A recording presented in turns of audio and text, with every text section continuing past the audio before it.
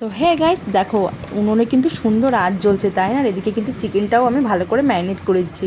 আর চিকেনের মধ্যে দিয়ে দিয়েছিলাম লেবুর রস, বাটার, লঙ্কার গুঁড়ো, মিট মশলা, গরম মশলা গুঁড়ো, নুন, হলুদ, কাঁচা সর্ষের তেল দিয়ে ভালো করে ম্যারিনেট করে 2 ঘন্টার জন্য কিন্তু আমি রেখে দিয়েছিলাম।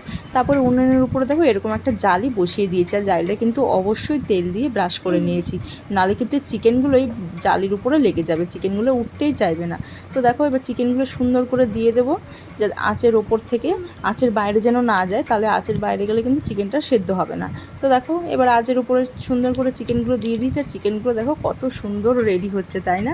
এবার চিকেনগুলো কিন্তু আমি ভালো করে একটু উল্টে পাল্টে দেবো, যাতে চিকেনটা চারিদিক থেকেই ভালোভাবে হয়ে যায়।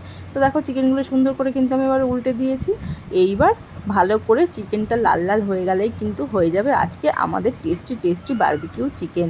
তো দেখো ওই লেগটা কিন্তু প্রায় হয়ে গেছে, তো এটা নামিয়ে নিয়েছিলাম, আর খেতেও কিন্তু এটা দারুণ হয়েছিল। তো আজকের জন্য